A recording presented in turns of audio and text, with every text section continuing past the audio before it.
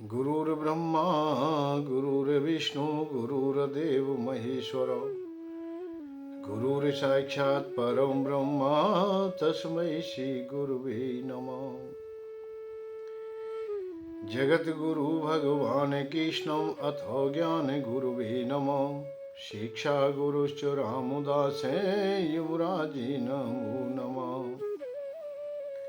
वसुदेवं सुतं देवं कंसचाणूरमर्दनं देवकी परमानन्दं कृष्णं वन्दे जगद्गुरुम्।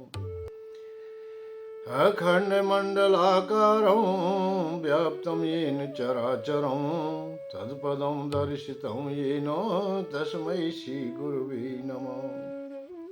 भगवान श्याम सुंदर, माँ राधे रानी, इष्ट देवता, इष्ट गुरु देव के श्री चरणों में नमन दंडवत प्रणाम करते हुए श्रीमद् भागवत कथा पर आधारित भक्ति ज्ञान वैराग्य में प्रवचन की श्रृंखला में हम लोग प्रवेश करते हैं। भागवत श्रवण करने से पूर्व सभी भक्तगण अपने अपने इष्ट देवताओं के लिए, इष्ट गुरुओं के लिए और पितृगणों के लिए भी यथायोग प्रणाम नमन दंडवत करेंगे। जो कभी हमारे संबंधी रहे, आज उनसे बिछड़े हुए हमें वर्षों व्यतीत हो चुके हैं। ना जाने किस अवस्था में हैं, ना जाने किस लोक में हैं, जहाँ भी हों, जैसी भी अवस्था में हों, आज श्रीमद् भागवत कथा के श्रवण करने मात्र से जो हमें आनंद की अनुभूति हो रही है, वो उन्हें भी प्राप्त हो, उन्हें भी प्राप्त हो, उन्हें भी प्राप्त हो। जय श्री राधे, जय श्री कृष्ण। श्रीमद् भागवत कथा दिव्य आनंदमयी पावनमयी कथा गंगा माँ के किनारे चलती है। राजा परीक्षित कथाओं का आनंद लेते हैं कि श्रीमद् भागवत कथा उन्हें अधिक से अधिक सुनाई जाए, और वो भी भगवान श्याम सुंदर का माधुर्य चरित्र। भगवान का माधुर्य चरित्र सुनने के लिए अब पूर्ण रूपेण मानव पात्र बन गए हैं, क्योंकि भगवान की कथा पहले भी मैंने इशारा किया था कि जब माधुर्य लीला होती है भगवान की, तो समझ में सहजता से नहीं आती, क्योंकि वो भाव दृष्टि से ही देखा जा सकता है, उसे गणित की दृष्टि से नहीं देखा जा सकता। जब गणित की दृष्टि हमारी होती है तो नहीं देख पाते हम, अर्थात श्रवण कर नहीं पाते हैं। इसलिए हमेशा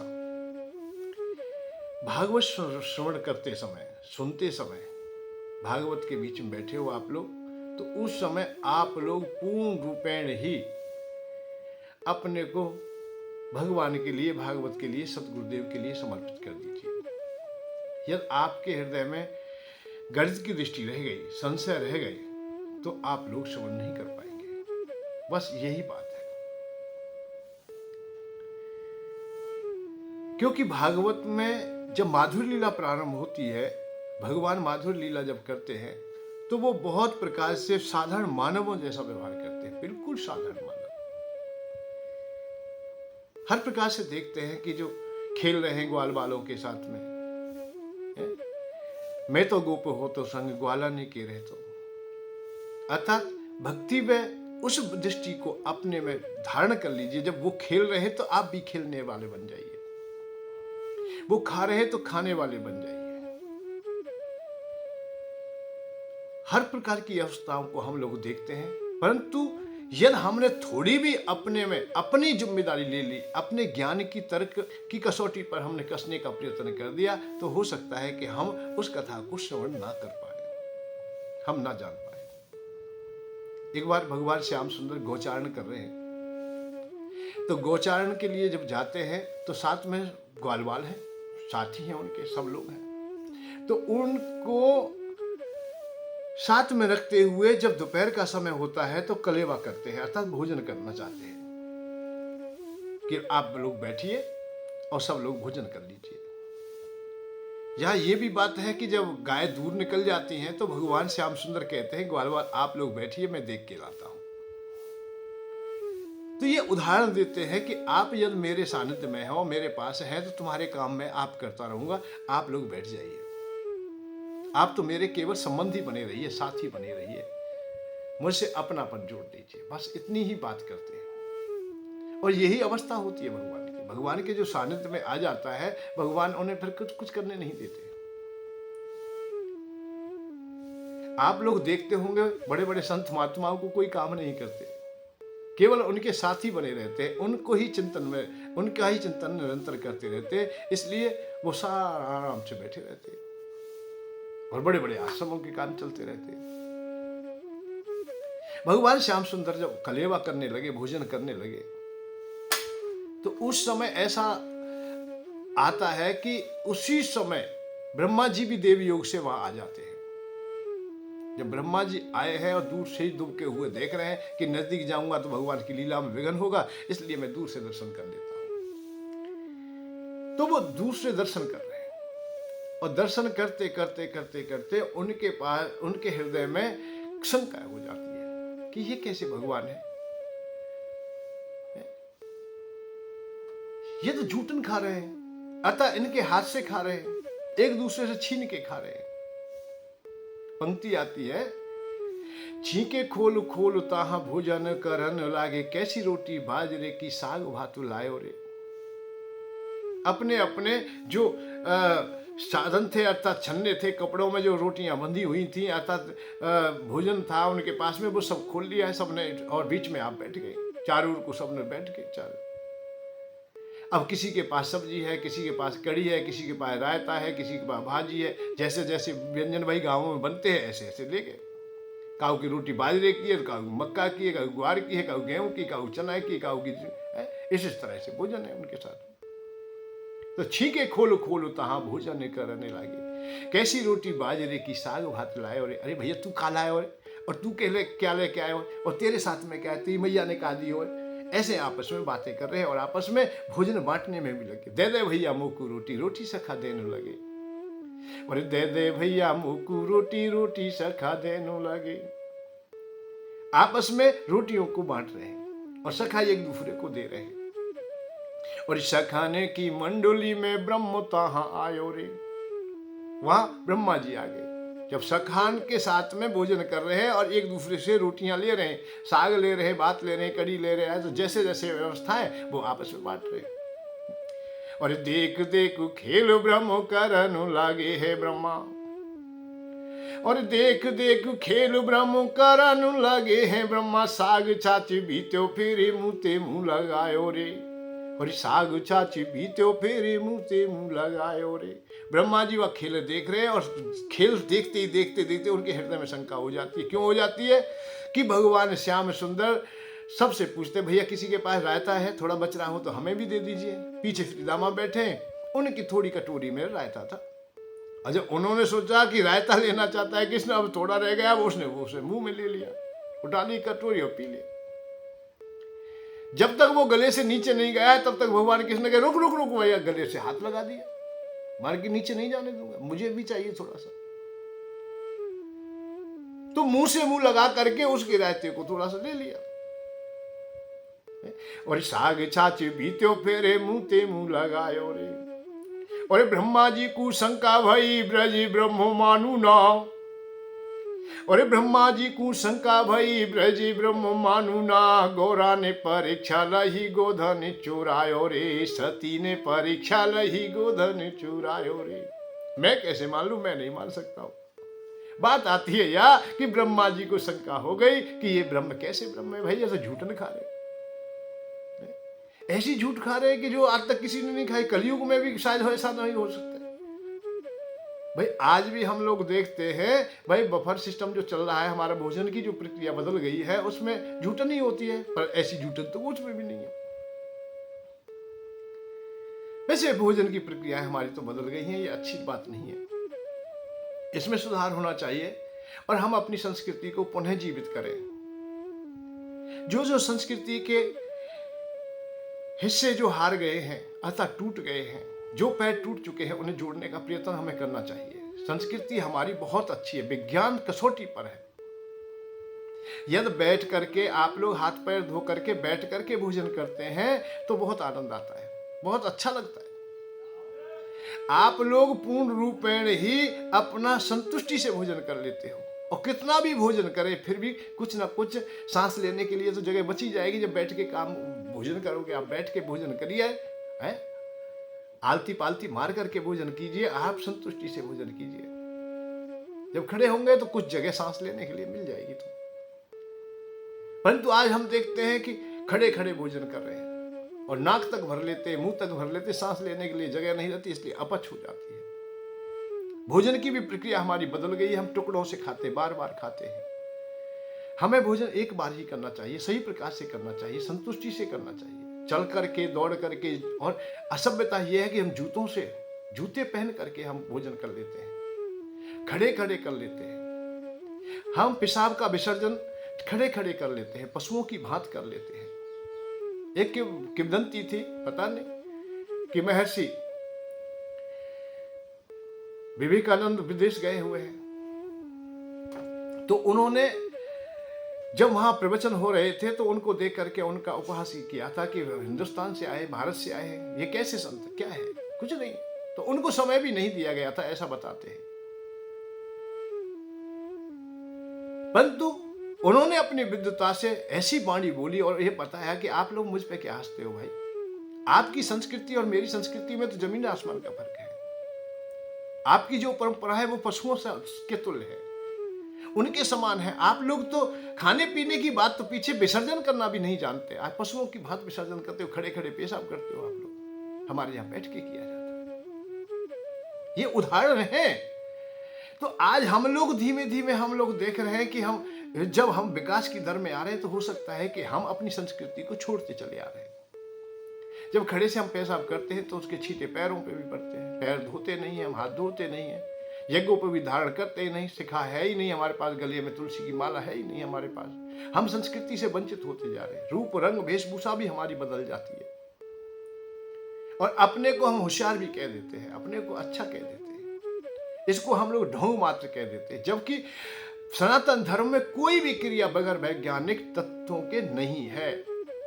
जो भी क्रिया है, जो व्रत है, उपवास है, कुछ भी है, सब हमारे कहीं ना कहीं विज्ञान भी उसमें जुड़ा है। ज्ञान ही नहीं, विज्ञान भी जुड़ा है। लोक नहीं, परलोक भी जुड़ा है, और परलोक में ही नहीं, लोक भी जुड़ा है। लोक में भी आप सुखी रहे। तो भोजन हम टुकड़ों से खाएंगे तो पेट में टुकड़ों से ही वो पचेगा और टुकड़ों से ही फिर वो बाहर आएगा। इसलिए गांठ बन जाती है, गोल गोल गोल गोल है, जैसे बकरी की मैंगनी बन जाती है, ऐसे बन जाती है। मल त्यागना भी बड़ा कठिन हो जाता है, अपच हो जाती है, पेट खराब होगा, लीवर खराब होगा, स्वास्थ्य खराब हो जाएगा, नाना प्रकार के रोग आ जाएंगे। आपके स्वाभाविक ही शुगर बढ़ जाएगा, बीपी बढ़ जाएगा। आप ऐसे रोगों को स्वयं ही स्वीकार कर लेते हैं, अपना लेते हैं, क्योंकि आप लोगों ने सही प्रकार से भोजन नहीं किया है, स्वास्थ्य की ओर ध्यान दिया ही नहीं। जबकि संसार में सबसे पहले कोई भी चीज है वो स्वास्थ्य है। स्वास्थ्य को हम जान ना सके, हम यहाँ लौकिक अवस्था में स्वास्थ्य के अनुसार हम भोजन नहीं करते और स्वास्थ्य के अनुसार ही हम देवताओं का भी अनुसरण नहीं करते। ऐसे देवताओं को भी हम कभी भी नहीं चिंतन करते। पूरे जीवन काल में हो सकता है कि हमें धन्वंतरी महाराज की याद आए नहीं, जो देवताओं के वैद हैं, और उनको ये अधिकार मिला हुआ है, जो भी उनकी उपासना करेगा वो निरोगी रहेगा, और रोग भी होगा तो बहुत जल्दी से उसे फायदा हो जाएगा। दवा लेंगे, औषधि लेंगे, तत्काल से ही हो जाएगा। परंतु हम उन देवताओं की उपासना करते ही नहीं। हम ऐसे देवताओं की उपासना करते हैं जो विपरीत है, और विपरीत अवस्था में ही हम लोग भोजन करते हैं। उनका तरीका भी हमने छोड़ दिया है। भाई ऐसा ना करें। हमें ये शास्त्र पुराण बताते हैं कि कैसे किया जाए। भगवान श्याम सुंदर या झूठा तो खा रहे हैं, परंतु यहाँ प्रेम जुड़ा हुआ है, भावनाएं जुड़ी हुई है, भक्ति जुड़ी हुई है। और जब भावनाएं और प्रेम तुम्हारा पवित्र होगा तो फिर कहीं भी त्रुटियां होती नहीं है। एक दिन और बताया कि जहां मंगल है, जहां आनंद है तुम्हारे हृदय में, वहां कोई भी कुछ बोल भी देता है तो फिर भी उसका कोई प्रभाव नहीं होता है। जनकपुर की बधुएं चाहे गाली दे रही हैं दशरथ जी महाराज को या उनके साथी लोगों को, परात में जो श्रेष्ठ व्यक्ति गए उनको दे रहे हैं भोजन करते समय, परंतु समय अच्छा है, समय सुहावन गार बिराजा, जय मत देह मधुर धुन गारी, ले ले नाम पुरुष और नारी। जब समय अच्छा होता है तो सब कुछ अच्छा होता है। तो उनमें तो प्रेम है, आपस में ग्वाल वालों में प्रेम है। अब हम बफर सिस्टम में देखते तो वहां प्रेम भी नहीं है, वहां मान सम्मान भी नहीं है, और वहां हम खा रहे हैं। हमारा सम्मान रहता है, हम जूतों से खा लेते, चप्पलों से खा लेते, जबकि नहीं खाना चाहिए, मर्यादाहीन नहीं होना चाहिए। यहां परंतु कसौटी केवल भक्ति की है, और भगवान माधुर्य जब लीला करते हैं तो वो तो अपने को पूर्ण रूप से साधारण बना देते हैं, ग्वाल वाल बना दिया है। और साग छाछे बीत्यो फेरे मुंह ते मुंह लगायो रे। और ब्रह्मा जी को शंका भई ब्रजी ब्रह्म मानु ना, घोरा ने परीक्षा लही गोधा ने चोरायो रे, घोरा ने परीक्षा लही गोधा ने चोरायो रे। एक बार ऐसे ही सती माँ को शंका हो गई थी भगवान राम पर, जब नरलीला कर रहे हैं तो उन्होंने भी परीक्षण किया है, तो ब्रह्मा जी ने कहा जब उन्होंने लिया तो मैं भी करूंगा, इसलिए गोधन चुरा लिया उनका। अर्थात गौ बछड़े को जहां चल रहे थे, भोजन कर रहे थे, वन के देखते हैं इनको उठा लिया। जब बस बहुत समय हो गया है तो भगवान कृष्ण ने कहा आप लोग भोजन कीजिए, हाथ में टुकड़ा लेकर के रोटी का, और चलते जा रहे, खाते हुए जा रहे। पामे नाए धैन ग्वाल देखा ने मोहने लगे। अब उन्होंने बहुत ढूंढा परंतु गाय और बछड़े नहीं मिले। भगवान कृष्ण ने खूब ढूंढा। और ब्रह्माचूर, अब उन्होंने देखा है ब्रह्माचूर जाने खुद धैन ग्वाल बने हैं। अतः ब्रह्मा जी ने इनको चुरा लिया है। और सबसे बड़ा आश्चर्य तो जब होता है जब कृष्ण भगवान जब गायों को देख के आए, गाय नहीं मिली है, तो ग्वाल वालों के पास आए तो ग्वाल वाल भी नहीं मिले। इधर जब गौ माताओं को देखने के लिए गए बादल, तो इधर से ब्रह्मा जी ने ग्वाल वाल भी उठा लिए, उनको अपने ब्रह्मलोक में पहुंचा दिया, एक जगह सुरक्षित कर दिया। अब कृष्ण भगवान इधर से उधर देखते पर कहीं ना, जब उन्होंने यहां माधुर्य लीला है तब तक वो खोज रहे हैं, और जब ऐश्वर्य लीला का साथ लिया है तो जान गए, समझ गए कि ब्रह्मा जी की ये करतूत है, ये कौतक जो कर रहे हैं ब्रह्मा जी कर रहे हैं।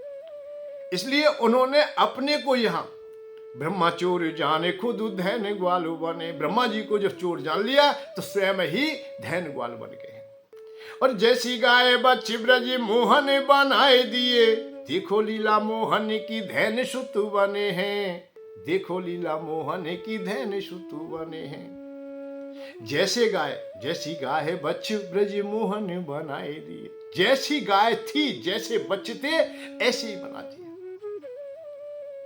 ऐसे ही ग्वाल वाल थे वो ही बना दिए, लकुटिया भी बना दी, गले में यार घंटी बंधी हुई है गौ माता के तो वो भी बन गए,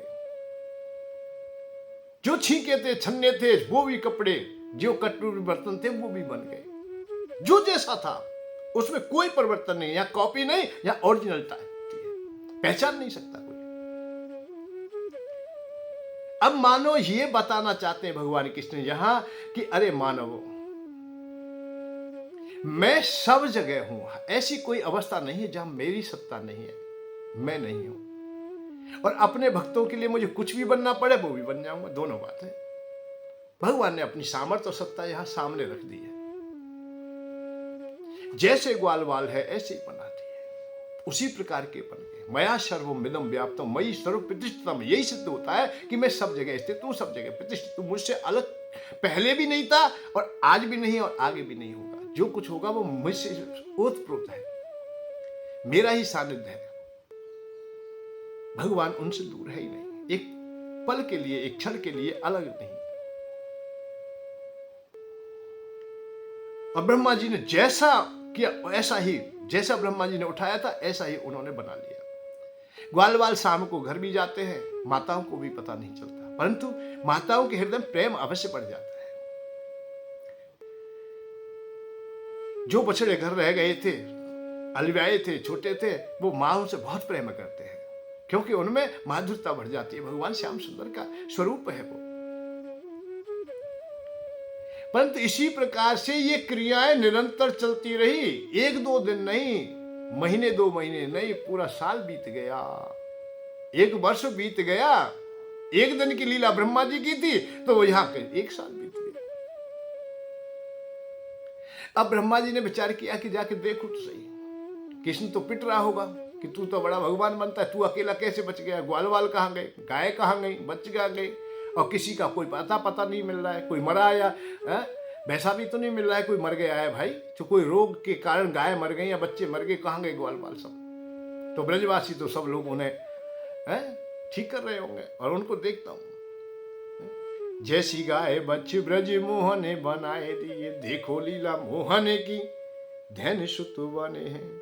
एह वेद बीती साल ब्रज जाऊं तत्काल, देखू वहां जाए करे कैसे ब्रह्म बने हैं, देखू वहां जाए करे कैसे ब्रह्म बने हैं। मैं देखता हूं कि कैसे ब्रह्मा आज हो। तो ब्रह्मा जी जब आते हैं 1 साल के बाद में और देखते हैं तो इधर गायों को देखते हैं, बछड़ों को देखते हैं, वो तो ऐसे ही जैसा उन्होंने वहां बंद किया है। ग्वाल वालों को देखा, वो भी ऐसा ही व्यवहार कर रहे हैं, बिल्कुल कोई प्रभाव ही नहीं है, कोई बेचैनी भी नहीं है, कोई मन में कोई भी उत्तेजना उद्दंडता नहीं है। ब्रह्मा जी को एक आज किसी क्या होगा, ऊपर देखे नीचे देखे, और चोर बड़ा भैया साधु होता है, देखे कि मेरा माल कहीं ऐसा तो नहीं जी चोर के लिए आए हूं, ऊपर देख ले नीचे देख ले ऊपर देख ले। ब्रह्मा जी समझ गए ये परमात्मा की लीला है, मेरी ही अज्ञानता थी जो मैंने इन पर शंका की। ब्रह्मा देखे ग्वाल वाले फिरे रोयो तत्काल, और ब्रह्मा देखे ग्वाल वाले फिरे रोयो तत्काल, क्षमा करो नंदुलाल ब्रज ब्रह्म बने हैं, क्षमा करो नंदुलाल ब्रज ब्रह्म बने हैं, हे क्षमा कर दो, चाहे माम चाहे माम चाहे माम। जब देख लिया और समझ गए भगवान माधुर्य की जो लीला है बड़ी आनंदमय है, इनको भाव से ही आप स्मरण करें, स्तुति गाने करने लगे। जय कृष्ण महाभवतापहरम महिमंडन खंडन पापुवरम, भवकूप परे मद मोह जनम, अब शरणागत वस्तलो दीन जनम, नरसिंह वराहु रमेश विभु, अवधेश सुरेश ब्रजेश प्रभु, सम केवल ज्ञान लीज करे कर कोटि उपाय, न श्याम मिले श्री राम जय राम जय जय राम, श्री राम जय राम जय जय राम। तुम सत्य सनातन स्वरूपा हो, तुम अजर अमर सुर भूपा हो, तुम पूर्ण ब्रह्म भूपाला हो, मैं जानू प्रभु जी हरि हरि, गोविंद हरि गोपालु हरि, जय जय प्रभु दीनु दयालु हरि। भगवान श्याम सुंदर की नाना प्रकार से विनती की, उपासना की। ब्रह्मा जी ने ग्वाल वाल ला करके दिए, भगवान ने अपने स्वरूप को अपने में समेट लिया। भगवान श्याम सुंदर की ये माधुर्य लीलाएं बड़े आनंदमय है,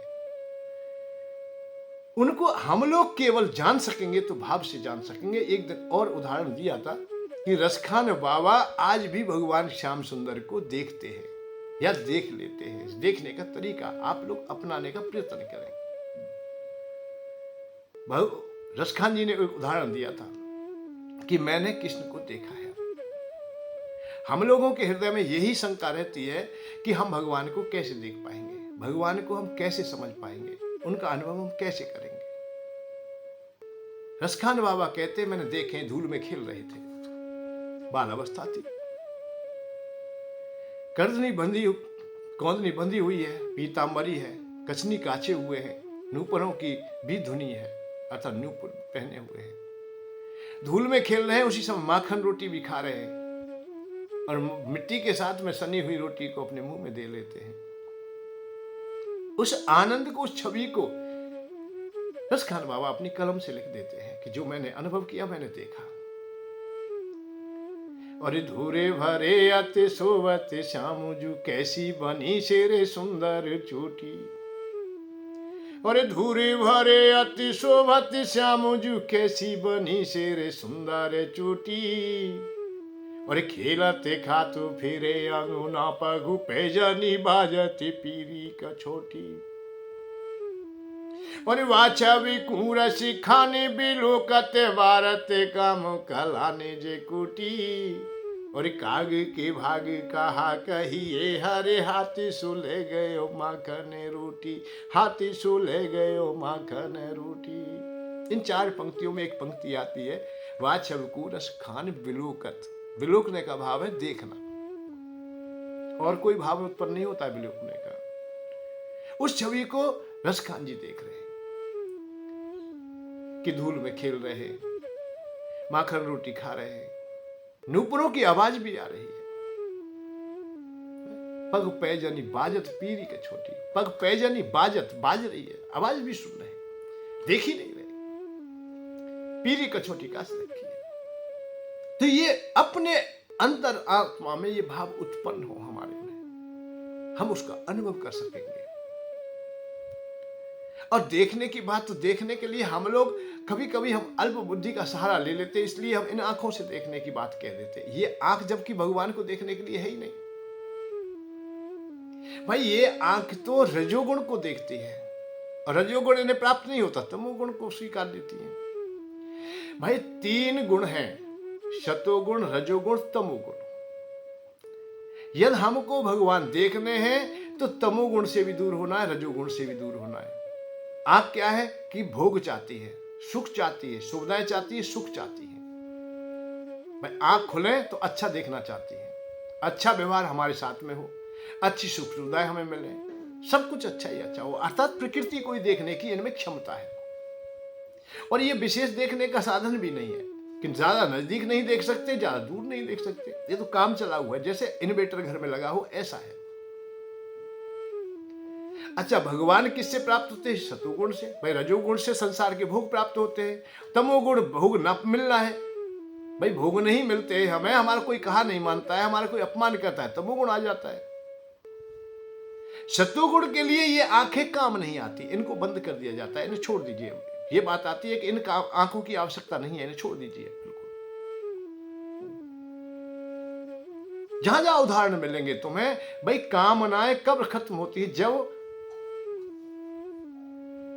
ये आंखें बंद हो जाती है, संसार के भोग नष्ट हो जाते हैं उस समय, या संसार की कामनाएं नष्ट हो जाती है, तब तीसरा नेत्र प्रारंभ होता है, खुलना चालू हो जाता है। सतोगुण में जब जाते हो आप लोग, शिष्टाचार में जाएं, भगवान के लिए नमन करें, गुरुदेव के लिए नमन करें। नमन जब करोगे, प्रणाम करोगे, तभी ये आंख बंद हो जाएंगे, ये स्वाभाविक बात है। सतोगुण को जब अपनाओगे, इन आंखों की आवश्यकता न रहेगी। भगवान का ध्यान धरोगे तो आंखें बंद होंगी, प्रणाम करोगे आंखें बंद हो जाएंगी, क्योंकि ये रजोगुण में है, ये सतोगुण चाहती नहीं, या सतोगुण का इनका कोई संबंध नहीं है। तो जब सतोगुण में आओगे तो तुम्हें वो दिव्य दृष्टि मिल जाएगी। अर्जुन ने भी यही आंखों से देखने की एक बार कामना की थी। महाभारत में आप लोग गीता जी में पढ़ोगे तो अर्जुन देखना चाहता था, तो भगवान ने किसने कहा, ना ना तू सक्षम नहीं है, वो चक्षु तुम्हारे पास में नहीं है जिससे तू मुझे देख सके। जिस रूप को तू देखना चाहता है, जिस स्वरूप को तू देखना चाहता है, वो इन आंखों से नहीं दिखाई देगा। तो फिर प्रभु कैसे होगा? वह इन आंखों को बंद कर, मैं तुझे और आंख देता हूं, दिव्य चक्षु देता हूं। इसका भाव यही है, इन आंखों को बंद करके तू समर्पण हो, नौचारो सर्वधर्मा परत्यजो मामेकम शरणम व्रज। तू सर्व धर्मों को छोड़ करके मेरे लिए समर्पण हो जा, नौछावर हो जा, अपने को उड़ेल दे, तुझे दिव्य चक्षु मिल जाएंगे। दिव्यम ददामि ते चक्षुम पश्य मे योगेश्वरम। दिव्य चक्षु मैं तुझे देता हूं, जिससे तू योग मेरे उस दिव्य रूप को देख सकेगा, उस महान स्वरूप को देख सकेगा, जो कि हर किसी को प्राप्त नहीं होता देखने के लिए। तू बड़भागी है रे, तू सतोगुण को अपना ले। सतोगुण क्या है कि तू अपने को उड़ेल दे, तू मेरे लिए समर्पित हो जा। तो जब तक हम लोग अपने को नौछावर नहीं करेंगे, समर्पित नहीं करेंगे, तब तक भगवान का हम अनुभव नहीं कर सकते। भगवान का अनुभव तभी होगा जब हम, परंतु ये भाव की दृष्टि हो तो बड़ा आनंद आता है। भगवान कैसे, जब अवतार लेके आते, सारा लीला करते, तो उन देखो भक्ति में यही तो आते, तुम्हारे साथी हो जाएंगे, वो संग के हो जाएंगे, ग्वाल वालों के साथ खेलते तुम्हारे साथ खेलेंगे। सारी सृष्टि पीटू भरे, माखनू पे लड़ू मारे, और सारी सृष्टि पीटू भरे, माखनू पे लड़ू मारे, केर वेर खाए फिर साग पातू पायो है। जो सारी सृष्टि का पेट भरता है वही माखन पे लड़ रहा है, वो कि भैया दे दे भैया मुंह को रोटी, रोटी दे दे भैया, कैसी साग भात लाया मुंह को दे दे, माखन के लिए लड़ मरता है। और सारी सृष्टि पेटू भरे, माखन पे लड़ो मारे, केरवेर खाए फेरे साग पातू खायो है। केरवेर केला के छिलका खा लेता है, झूठे पेड़ खा लेता है, और द्रौपदी का साग खा लेता है, साग का एक तिनका ही खा लेता है। विदुरानी के घर गए, दौड़े दौड़े गए, विदुरानी मैं भूखा हूं, जबकि राजभोगों को छोड़ करके राजा की राज्य की ओर से राजमहलों में व्यवस्था हुई थी भोजन की भगवान श्याम सुंदर की, परंतु नहीं, मैं नहीं खा सकता, क्योंकि तुम जो खिला रहे हो तुम्हारे हृदय में भावनाएं अच्छी नहीं है, तुम प्रेम से नहीं खिला रहे, अवहेलना पूर्वक भोजन है तुम्हारा। और इतना मैं भूखा नहीं हूं, और भूखा भी हो तो भी नहीं खाना चाहिए। प्राण तो जा नहीं रहे मेरे लिए कोई और भी है जो मेरे लिए अच्छा प्रसाद दे सकता है, भाव से मुझे भोजन करा सकता है। तो विदुरानी के घर गए, विदुर जी के घर पहुंच गए, आवाज लगाई, विदुरानी विदुरानी मैं भूखा हूं। ये कहा कि अपने इतने भाव में डूब गई कि उसे कुछ बोध ही नहीं रहा। आओ प्रभु बस बैठाने की लगी, और जो कुछ था उसके पास में जो उपलब्ध था उसे देने लगी। ऐसा बताते हैं कि केला छीलती गई, छिलकों को भगवान को पकड़ा दे, गूदे को नीचे डाल देती। छिलका क्यों खायो सामू विदुरानी, घरे जाए ऐसी कैसी भूख तेने भोजन बिसारो है, भोजन छोड़ दिया। तो ये प्रेम की भूख है, ये भाव की भूख है, माधुरता की भूख है। इस माधुरता को समझ जाए तो भागवत को समझ जाएंगे। भागवत तुम्हारे हृदय में बस जाएगी, स्वाभाविक ही बैठ जाएगी, फिर वो निकलने वाली नहीं, एक बार बैठ जाए तो वो माधव है। केवल प्रेम से ही तो खाया। द्रौपदी ने पुकारा, मेरा कोई भी नहीं है, अब मेरे पति लोग दुखी है। दुर्वासा दरवाजे पे आ गए, भोजन नहीं है। बटलोई मैंने साफ कर दी है, प्रभु मैं भोजन कर चुकी हूं, उनको हम कैसे भोजन दे पाएंगे। भोजन ना दिया तो ब्राह्मण दरवाजे से भूखा चला जाए, ये क्षत्रिय का धर्म नहीं है, ये गृहस्थी का धर्म नहीं है। हमने जो अब तक निष्ठा पाली है सब धूमल हो जाएगी, हम जीते जी मर जाएंगे, हम नष्ट हो जाएंगे। मेरे पतियों का जो प्रभाव है वो खत्म हो जाएगा, उनकी जो प्रतिज्ञा है वो टूट जाएगी। प्रभु आप ही रक्षा कर सकते हो, ब्राह्मण को भोजन दीजिए, हमें भोजन की व्यवस्था कीजिए। वो प्रार्थना करके हटी नहीं थी, तब तक तो दरवाजे पे आ गए। अरे द्रौपदी, कृष्णा तू कहाँ है? मैं बहुत दूर से आया हूं, भूख लग रही है मुझे। मन की माधव में यही तो मैं आपको भी याद कर रही थी, मैं यही चर्चा चल रही है यहाँ कि भोजन कहां से दे, हमारे पास तो एक दाना भी नहीं रहा। बटलोई साफ कर चुकी हूं, मैं भी भोजन खा चुकी हूं। अरे कहां? बटलोई उठाई, वाली दिखाया उन्हें। भगवान माधव ने देखा है कि उसमें एक चावल का दाना है। मैं तो ये कहता हूं कि वह चावल था नहीं, कि द्रौपदी सुयोग्य नारी है, अच्छी प्रकार से बर्तन साफ किए थे, सुकमन मांजे जाते थे, बहुत अच्छी प्रकार से बटलोई को साफ किया जाता, क्योंकि वो पवित्र भांड था, बर्तन वो था, पात्र था, तो पवित्र था। वो उस भाजन को अच्छी प्रकार से साफ किया था उन्होंने। तो भूखो श्याम साग पात बन गए, और यहां साग पात खुद ही बन गए, और खुद ही उसको पा करके, खुद में ही खुद पा करके विश्व भरणम, सबका पेट भर जाए, ऐसा उन्होंने बोल दिया। तो साधु बाबा वहां आए ही नहीं, क्योंकि भोजन पूरा उनको आनंद आ गया, खीर का आनंद आ गया है, अच्छे अच्छे व्यंजनों का आनंद आ गया है, तो वहीं से चले गए। तो केर वेर पर साग पात खाए हो, तो भाव से करें, और शेष सैया सोते रहे श्री पाद सेवा करें, और शेष सैया सोते रहे श्री पाद सेवा करें। तलहटी राधा पाद मैया गोद सोयो है, तलहटी राधा पाद मैया गोद सोयो है। तलहटी में राधा जी के पाम दबाते हैं, कौन? हमारे माधव। और मैया की गोद में दुबक जाता है, आंचल में दुबक जाता है, वो है ये, वो परमात्मा है हमारा। तो हम उसी भाव से देखते हैं, उसी दृष्टि से देखते हैं, हमें उसी में आनंद आता है। हमें नहीं चाहिए वो ब्रह्म, वो परमात्मा हमें नहीं चाहिए, जिससे हम बात ना कर सके, जिसके संग खेल ना सकें, जिसके संग रह ना सकें, जिसके संग खा ना सकें। ब्रजवासी आज भी माधव को उन्हीं रूपों में देखते हैं। जिस गांव में जाओगे वहां कहीं ना कहीं भगवान की लीलाओं का ही संग है। नंदगांव बरसाने में तो आप लोग आज भी जाएंगे, देखेंगे कि नंदगांव के जो बुजुर्ग लोग हैं और बरसाने के हैं, वो आपस में आज भी वही संबंध मानते हैं। कृष्ण भगवान से अपना लाला कहते हैं नंद बाबा, नंदगांव के। बरसाने के लाडली कहते हैं, हमारी बिटिया है। कुछ समय पहले ही बात है,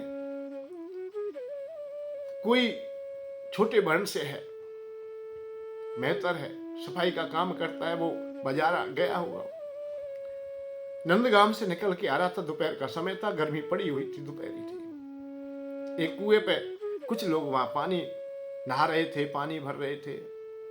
उन्होंने कहा, बाबा कहाँ जा रहे हो, कौन हो? भाई सस्ता लीजिए, पानी पी लीजिए, छांव में बैठ जाइए, धूप पड़ रही है। हाथ जोड़ दिए कि भैया मैं बरसाने से हूं, मेरी लाडली यहां पे आई है, राधा जी का यहाँ ससुराल है, हम यहां का पानी नहीं पी सकते। ये मर्यादाएं तो आज भी अवस्था तक निभाई जाती हैं। इस प्रकार का भाव ब्रजवासी लोग रखते हैं कि मैं यहाँ का पानी नहीं पी सकता क्योंकि मेरी लाडली है, यहाँ उसकी ससुराल है। एक पिता का कर्तव्य है कि अपनी बिटिया के यहाँ से कुछ खाए पिए नहीं, लिए नहीं। उसी आनंद में ब्रजवासी डूब जाते हैं और सहज रहते हैं। उन्हें कोई योग साधना नहीं करनी पड़ती। ज्ञान उनके पास हो या ना हो, हमें नहीं चाहिए ज्ञान। वैराग्य की हम चर्चा करते ही नहीं, मोक्ष हम चाहिए ही नहीं। हम तो केवल पुण्य जीवन चाहते हैं, तो वो भी ब्रज में ही चाहते हैं, बस ये कामना करते हैं। मानस हो तो वही ब्रज को बसो कर, मानस हो तो मनुष्य है जाओ, जो मानस हो तो वही ब्रज। ग्वाल बालों के में संग रहो, पाहन हो तो वही गिर को, धरो कर छत्र पुरंदर कारण। जो खग हो तो बशेरो करो, मिल कालिंदी कूल कदम की डारन। और जो पक्ष हो तो कहा बस मेरो, चरो नित नंद की धेन मजारन। ये संतों की बाणी है, या ब्रजवासियों की ये बाणी है कि हम लोगों को देवता बनाए मत बनाना भैया। भगवान से प्रार्थना करते हैं, हम देवता नहीं बनना चाहते, हम मोक्ष चाहते ही नहीं, हम तो उन्हें जीवन चाहते हैं। वो भी ब्रजवासी अपने कान्हा के संग खिलते रहें। यहाँ नित्य रोज मेले होते हैं, या रोजाना उत्सव मनाए जाते हैं। उन उत्सवों का आनंद हम प्राप्त करते हैं। हमारा जीवन आनंदमय होता है। हम धनवान हो या ना हो, बलवान हो या ना हो, पदवान हो या ना हो, हम ज्ञानवान हो या ना हो, हम मोक्षवान हो या ना हो, परंतु हम भक्तिवान हैं। भक्ति और प्रेमवान है। प्रेम हमें हमारे पास में होता है और प्रेम में ही हम डूबे होते, सबकी पूर्ति हो जाती है, उसी में सब समा जाता है। आदेश पाए विश्वकर्मा द्वारिका बनाए दई, भक्तन को माने रखी छपरी छवायो है। ऐसा है कृष्ण महाराज, जो आदेश दिया द्वारका बना दी, बड़े बड़े सुंदर महल बनाए गए, बड़े अच्छे मकान बनाए गए, पर वही भक्तों के छिपा की छान छवाने में लगे। छिपा की छाने छवाई, छिपे दिन 606 को छांव बिठायो, और नेह को ना तो निभायो सदा। मैं यही सुनी शरणागत आयो, मैं यही सुन करके शरणागत आ गया बस।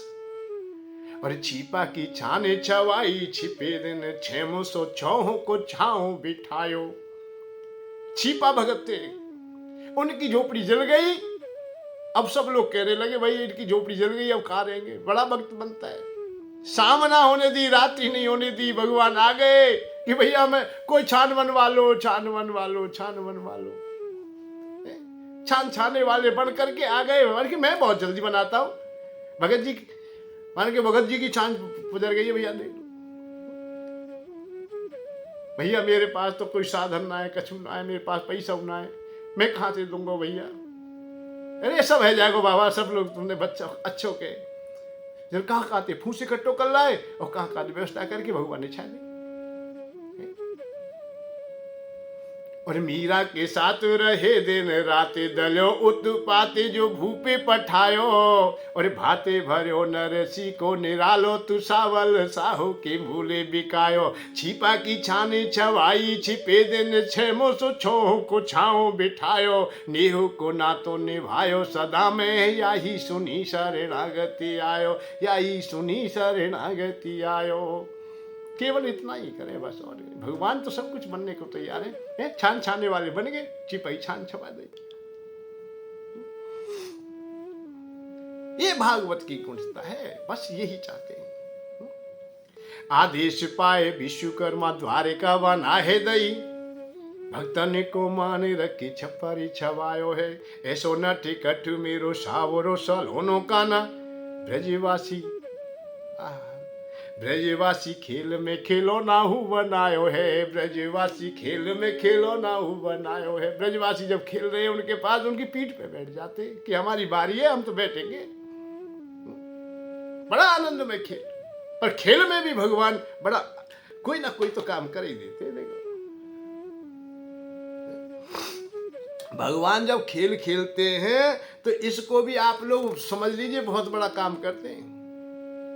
एक बार गेंद का खेल खेलते हैं भगवान कृष्ण, और खेल भी गेंद का खेल रहे कहां? कालिंदी मां के किनारे, यमुना जी के किनारे। उनके हृदय में ये बात छुपी हुई थी कि इसमें कालिया नाग रहता है, और उसने यमुना जी को इतना दूषित कर दिया है, कोई भी जलचर, कोई भी पक्षी, कोई भी पशु पानी नहीं पी सकता था। पीता है तो उसके जहर से खत्म हो जाता है, विषैला पानी कर दिया। अब भगवान वहीं खेलने चले गए, ग्वाल वालों के साथ खेल रहे। श्री दामा गेंद लेके आए, बहुत सुंदर गेंद है। भगवान जब खेल खेलते हैं, लीला करते हैं तो जन कल्याण के लिए करते हैं। संतों में और भगवान की लीलाओं में ये गुण है। संत भी आज कोई खेल खेलते हैं भाई, संत ऐसा नहीं, संत मनोरंजन करते, उनको भी अच्छा लगता है खेलना भाई। पर संत कैसे खेलेंगे कि रामायण का पाठ बिठा दो भैया, भागवत जी का पाठ बिठा दो, भागवत जी करा दो, फिर भंडारा होगा, आनंद आएगा, हवन होगा, यज्ञ होगा, ये सब काम, ये क्या होता है? ये संतों के खेल हैं भाई। सत्संग कर लो, कीर्तन कर लो, कीर्तन में नाच रहे हैं, गा रहे हैं। तो संत भी खेल खेलते हैं, ऐसा नहीं है। समाज और कल्याण के लिए वो भी कोई न कोई मार्ग ढूंढते रहते हैं, और जब भी कोई कामना करते हैं सर्व समाज सुखी रहे, उस व्यक्ति को भी आशीर्वाद दे देते हैं जो लायक नहीं है, अर्थात जिसके हृदय में दुष्टता भरी होती है। संत लोग तो उसको भी दे देते हैं, उसको भी आशीर्वाद दे देते हैं। जैसे जयंत को नारद जी ने आशीर्वाद दे दिया, जबकि जयंत को किसी ने शरण नहीं दी और किसी ने उसकी रक्षा नहीं की, सुरक्षा नहीं की, सबने दुत्कार दिया, परंतु देवर्षि नारद ने उन्हें शरण दे दी, उन्हें आशीर्वाद दे दिया। तो संत लोग तो जब खेल खेलते तो ऐसे ही, भगवान भी ऐसा ही खेल खेलते, पर इनकी दृष्टि कहीं जन कल्याण में रहती है हमेशा। साधारण लोग नहीं समझ पाते हैं। बिलोक को दूषता कृष्णा, कृष्ण भगवान ने बिलोक लिया है कि यमुना जी का जल दूषित हो गया है। कृष्ण कृष्णान ही विभो तस्या विशुद्ध मिच्छन्न सर्प तमु दवास, या में सर्प वास करता है, अब से वो अवसर आ गया है। भागवत जी कहती हैं कि ग्वाल वालों के साथ जब खेल खेल रहे तो गेंद का खेल था, जिसमें टोल मारा जाता है। हमारे यहाँ बचपन में थूत कह देते थे, कहीं डंडे से और गेंद को मारा जाता है तेजी से। पर श्री दामा ने शर्त रखी, भैया मेरी मैया ने गेंद बनाई है, बहुत प्यारी गेंद है, यदि गेंद टूट गई, फट गई, कोई बात हो गई, खो गई तो मैं तुमसे ले लूंगा।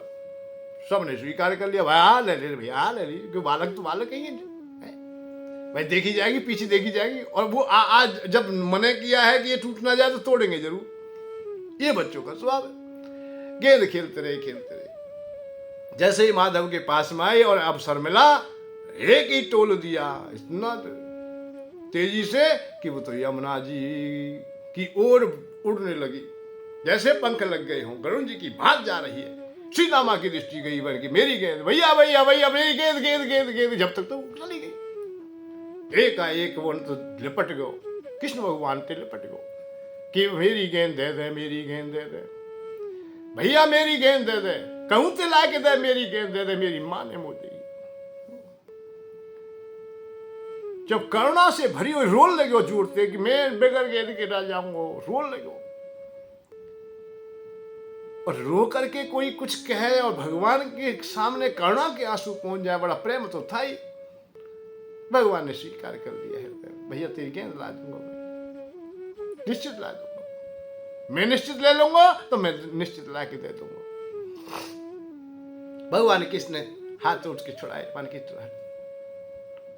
एकाएक श्री दामा को एकाएक जब छुड़ा करके 4 कदम चले होंगे माधव, कहाँ चल दिए कि वह कदम है एक बड़ा, जो यमुना जी के ऊपर है, किनारे से खड़ा है और बहुत बड़ी बड़ी टहनें आगे जा रही हैं।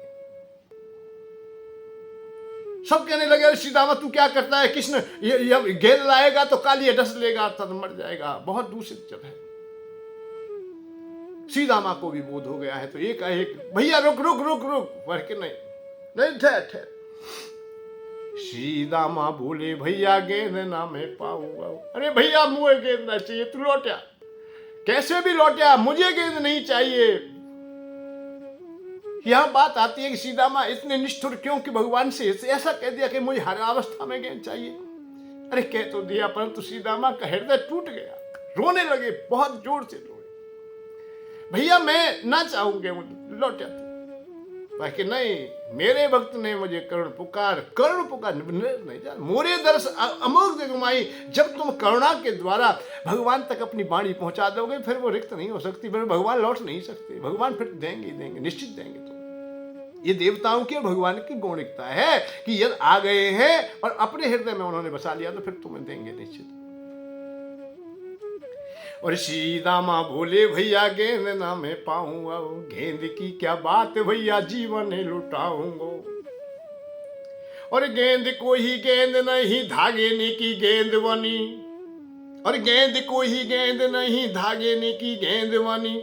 जीवन के धागे तार तार कर लुटाऊंगो, जीवन के धागे तार तार कर लुटाऊंगो। मेरे प्राण जीवन ना छोड़ू ब्रजवासी तोए। और मेरे प्राण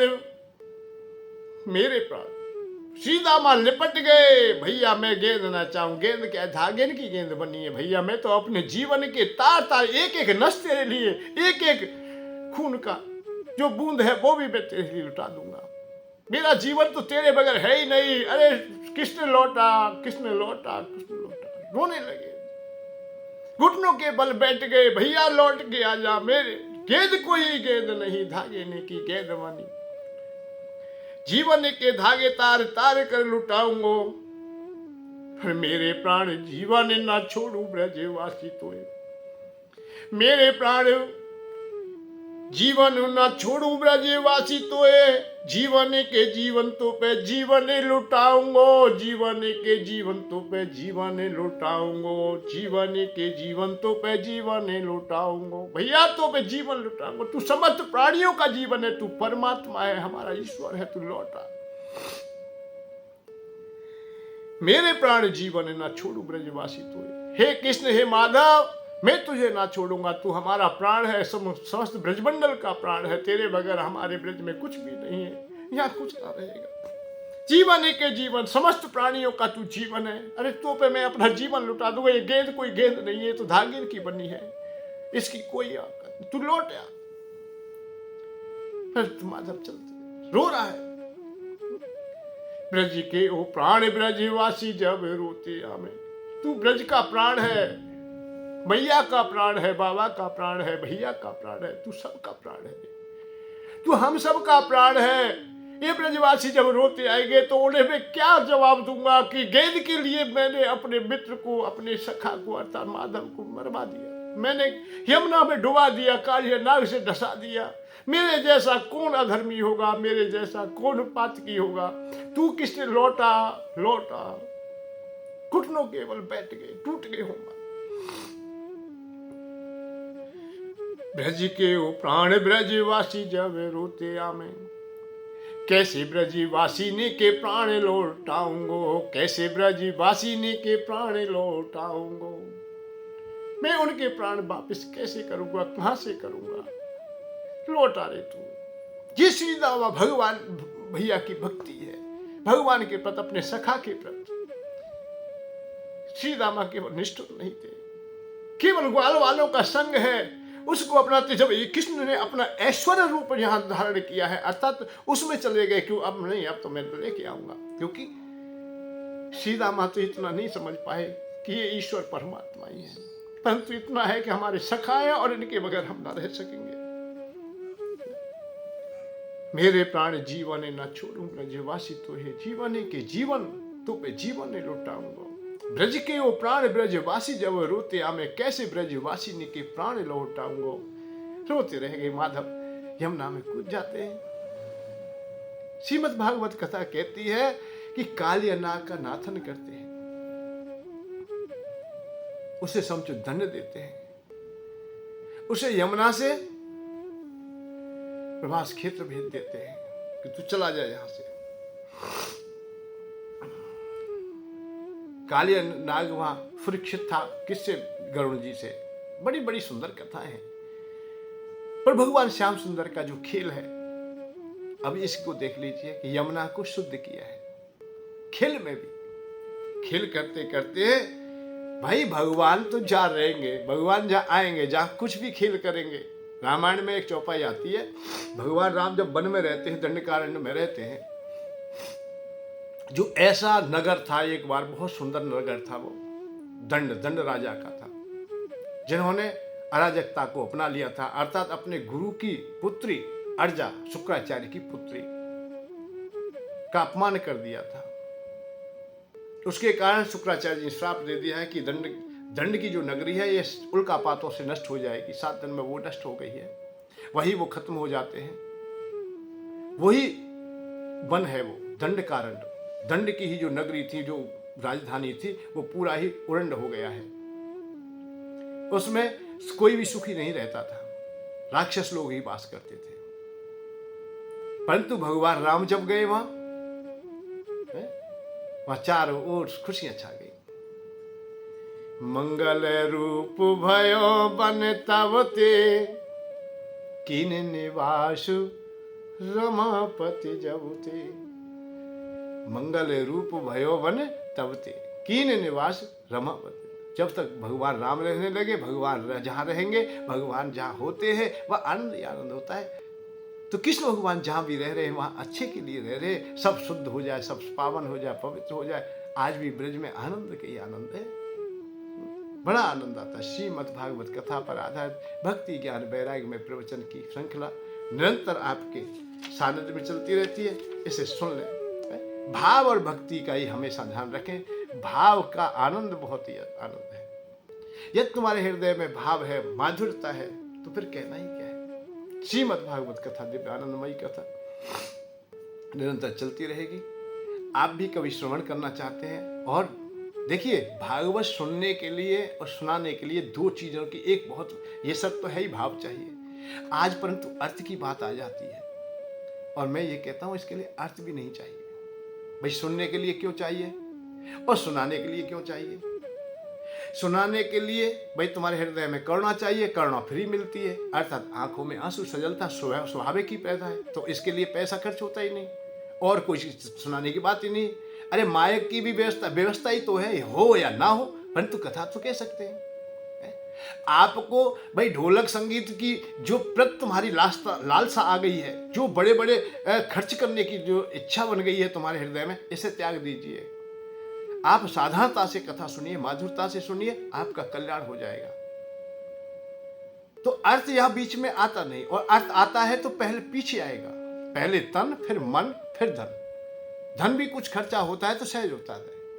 कथा सुनिए और कथा सुनाइए, दोनों ही काम कीजिए और सहजता से प्राप्त कीजिए। आप किसी को भी कथा सुननी है तो आप लोग यहां भी आ सकते हैं, और कभी भी अर्थ ना हो तुम्हारे पास तो बहुत ही अच्छा है। अर्थ जिनके पास है उनको तो बहुत लोग सुनाते हैं और बहुत लोग सुन लेते हैं। हमारी शर्त केवल ये है, तुम्हारे पास प्रेम है तो हम कथा सुना सकेंगे, आपको हम प्रवचन सुना सकेंगे। और प्रेम में यदि कमी है तो हम गद्दी से भी उठ के चले जाएंगे, क्योंकि प्रेम के बगैर हम नहीं रहते। फिर तो हम ब्रज में ठीक है, अपने यहीं ठीक है। जय श्री राधे, जय श्री कृष्ण। धन के साथ धर्म की ओर, सुख की खोज।